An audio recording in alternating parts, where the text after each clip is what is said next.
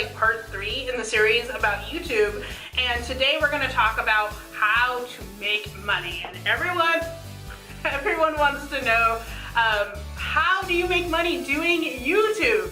Well, I can answer that question in 2 words. You don't. Okay, let me explain what I mean by this. Alright, I'm sorry if this scares you off, but you don't make money just flinging up some videos unless you have like millions and millions and millions of views. Even then, you don't make money directly from YouTube. However, you can make money with videos. So that is what we're going to teach you in this video series. Please don't get scared. I just had to be honest with you. If you think that you're just gonna get some money in your pocket just from posting a video and using AdSense and AdSense, right, on YouTube, you just don't get paid enough. People cannot be full-time YouTubers just off of the money from AdSense. So we're gonna give you some tips on how to maybe make a little bit more money. And how to maximize the money that you are getting from YouTube. Exactly. So when we're thinking of the advertising from YouTube, it's not just YouTube that's paying you money. It's actually a bunch of other companies that have seen how many people are watching YouTube, and they're like, I will pay you to put an advertisement there. So those companies have been paying attention to how many people will be coming from YouTube videos to their site. And that's what's called CPM, or cost per million, or million. Viewers. So when you take a look at how many million views, that's a pretty good idea of how many people will be coming to see that ad. They really want people to click the ad and go to their site where they can start selling them things. So you're going to need to make sure that you have your CPM as high as possible if you want to make money. So how do you maximize your CPM? Well, you have to get more views. As far as your ads go too, there are different ads that you can choose to go on your videos. So for example, you can have the long one in the front that you can't skip. You have the long one in the front that you can skip. You've got the little one, which is what we do, the one on the bottom that you can just like have someone hit. And then there's ones that you can have where there's one in the middle and then it will periodically in the middle, there's one in the beginning, periodically in the middle, one will show up. So you'll have like 2 ads, depending on how long your video is. It could be 3. But the reason why I chose the ad I did was not based on money, but it was. So I think the best payout is the long one you can't skip at the beginning. However, the chances of you getting money from that are not as good because people don't want to stick around and watch this thing you can't skip. So for me, I felt like the way I was going to make more money is by putting this unobtrusive thing just right down here that someone could just be like, I don't want to see that, and just click it off.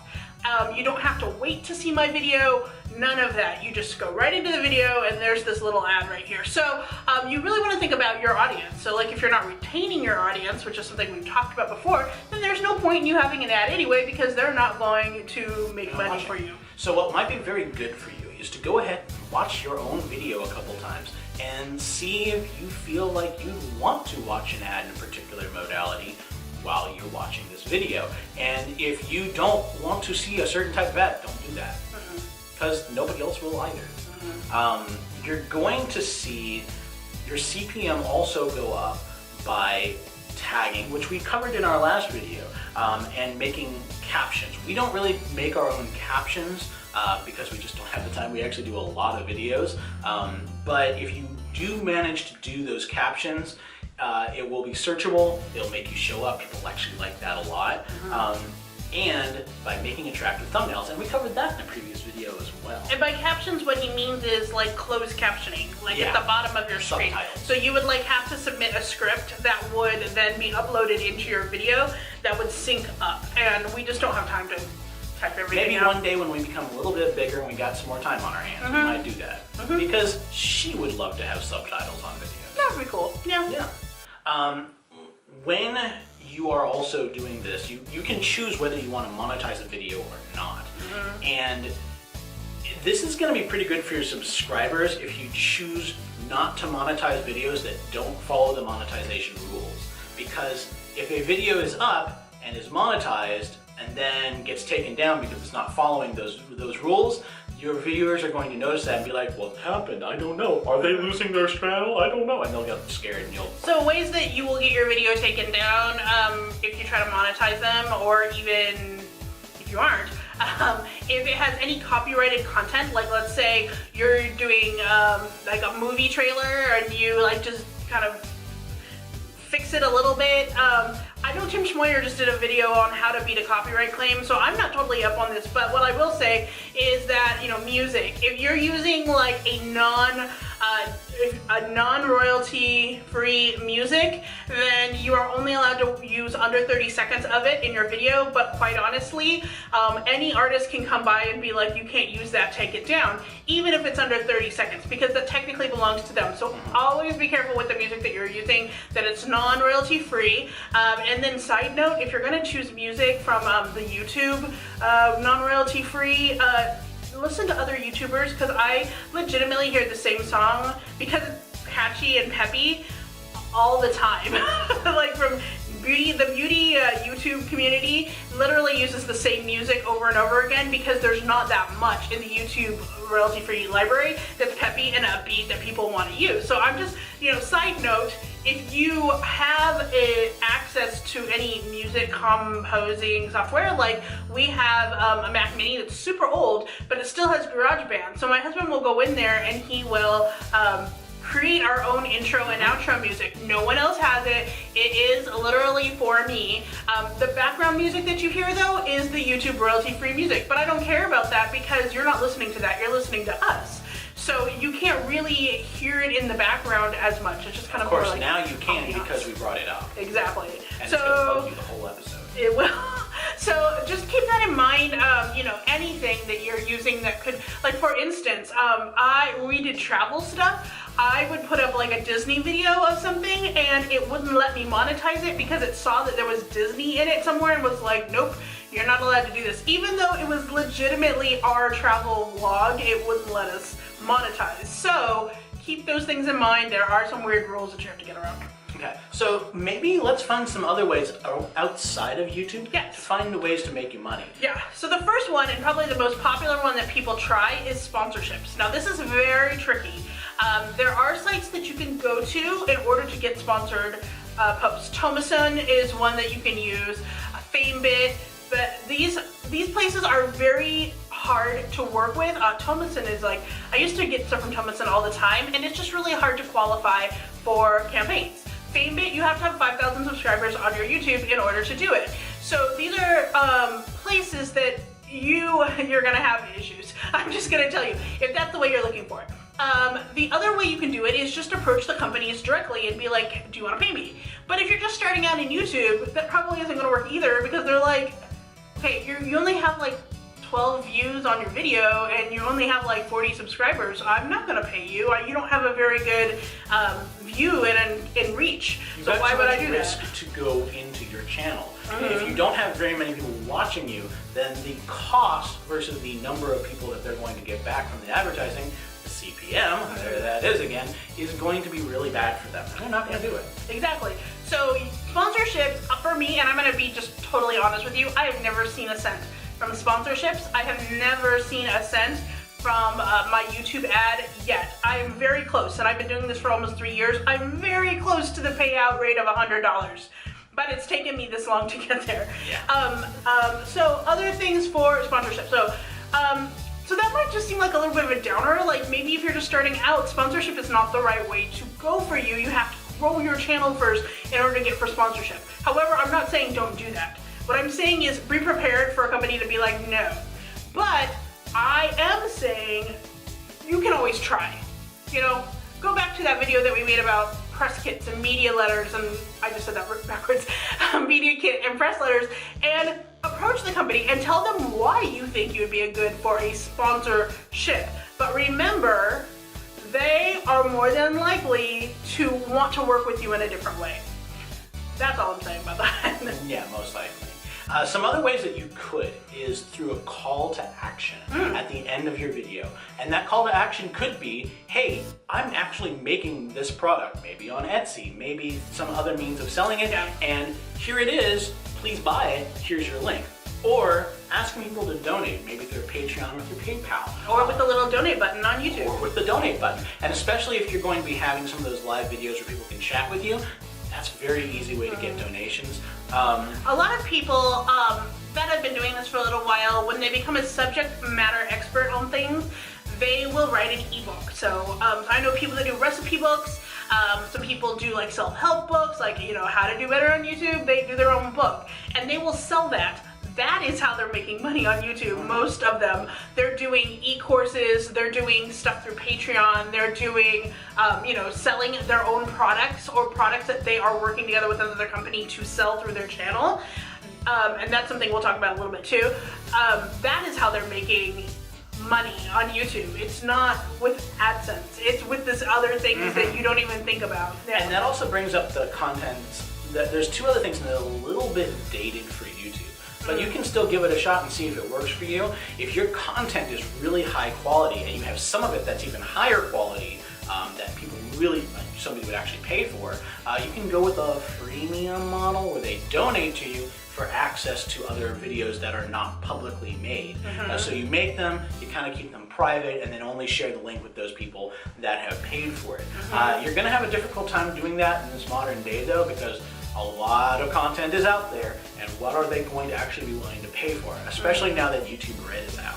Exactly, and then, you know, we talk about Tim Schmoyer a lot on here because I just listen to him a lot, and you know, what he always says is, how are you bringing value to people's lives? So if you have a value that you're offering to people, then they should be willing to pay for it, but if you're doing the same thing that everybody else is doing, then why would they want to pay for it? Especially if you're just doing like a vlog or something like that, very few people are going to be willing to pay to see your real life. So the other concept is, and this I have not heard of until I found it while I was doing this research, but it is an older concept. It's link rental. So in this case, we might say, by the way, here's this person, please click this link right here, and they paid you to do that. And it's not just like a big advertiser, it's another YouTuber. Yeah. So if you can find somebody that might want to have that boost from you, they might be able to pay you, and you can work that out with them. We don't have any link rentals here, although would you be willing to? Maybe. We'd have to see. You know, speaking of link rentals, this is kind of a off thing. There was a guy that I heard of a couple years ago, and basically what he did was he would make videos and do social media where people would give him t-shirts and then pay him to wear the t-shirt in videos or on social media to advertise their product. And that's how he made money. Okay, so I think maybe this is one of the things we probably should say is that think outside the box about how to make money. So this is an example of somebody who basically took something he was already doing and put it out there. You as a reviewer might already have something similar, but you're not getting paid. You know, when we talk about Fortune Cookie Stove, we talk about Birchbox and Ipsy, we have an affiliate link that we put in the description box, and we don't get money from it, but we get like points or we get credit to something, and those things help us review more things or purchase more things. So it does in a way act like money, but it's not straightforward cash. Okay, there are a couple places that you can do this as well, and I'm going to give you these links right now. So the first one is you can become an Amazon affiliate, and so what that means is if you buy anything on Amazon, you put your like special link. So you'll go to the page that the product is on, and then you'll get like your own special link that will link back to your account to say this person directed me over to Amazon. And then you will get a little percentage, like a very small percentage of the credit if somebody legitimately clicks your link and buys something from that link. That is a really good way to make money. Actually, a lot of people do that. If you have a really good conversion value of viewership to product, then that's a way to make money. You can also use a couple other sites there's one that I found that's called Magic Links or Big Links. That's the one I just found yesterday. These two links are very similar to that. However, you can't just put any link in there and try to get money off of it. You actually have to go to the sites and see if those brands are being represented. So basically these brands, like let's say Nike, goes in there and puts money onto the site and says, you know, for people who have a conversion from the link into this site, this product, this brand, we'll pay this a little amount of money. So that's another way that you can maybe get a little bit of money from things you're already talking about. The last one I want to say is not really a link, but it is, and that's EBATES. And I never talk about this on here, but I make money from EBATES all the time. There are two ways you can make money from EBATES. You can either, I have a little plugin on my Chrome, and basically every time I buy things online, it will tell me, hey, you can get 8% back, or you can get, you know, this much today, and do you want to do it? You'll click the button, and then whatever your website you're on, it will generate money based on how much you purchase from the website. So I'm telling you, when you get things from Etsy, a lot of times EBATES is on there. Sephora, I just got 8% back from buying some giveaway stuff. So I mean, this adds up, okay? So it pays out, I think, like every 3 months. So my last payout was like $16, $20, I don't know. So this is all stuff. Now, here's the second way you can earn money on EBATES. You can put your link down there, like I'm going to do right now. You're gonna put your EBATES link down there, and if you refer people to EBATES, then you get money too. So click my link, give me money. No, I'm just kidding. But that's how you can use EBATES. So if you sign up with EBATES, it's so easy. Like, you're already buying crap online, you might as well get some money back for it, am I right? Especially when you're doing reviews, where many times you're not getting these products for free. You're gonna have to go to their website and purchase it through their website, maybe at a discount. If you're getting a discount and you're getting paid back for it, then you're really making it for the cheap. I really don't know if you can do this on your phone. I'm not sure. It's something you might have to look into. They may have an EBATES like app, but you know, we'll talk about that later. So those are some affiliate ways that you can do. Most of the websites that I go on where I review stuff for them has some kind of like referral link or affiliate link. So make sure you check that out and see if there's any other ones that you could be using. Okay. Yeah, that sounds pretty good. Now, do we have any other tips and tricks on how to make money on YouTube?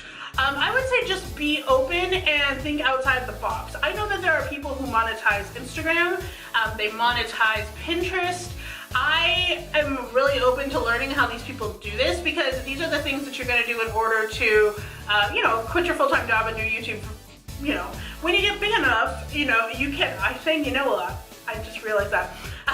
When you get big enough, people can pay you to come to an event, to speak, to give you free hotels, like if you're a travel blogger. Like, we've heard this happen, going to press events. You can do this, and you do have to kind of either know people to do it, or you have to get in with the right people, or you have to have the right opportunity, or you just have to have the right amount of viewership. It's just work.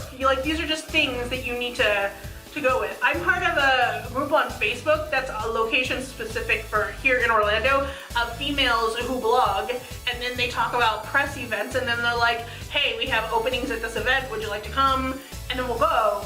This is nothing about making money on YouTube, but this is a networking experience so that if you meet other people, you might be able to go. That is all the time we have for today. Thank you so much for watching. Make sure you subscribe so you don't miss anything else in this series. And until next time, stay zany. Bye-bye.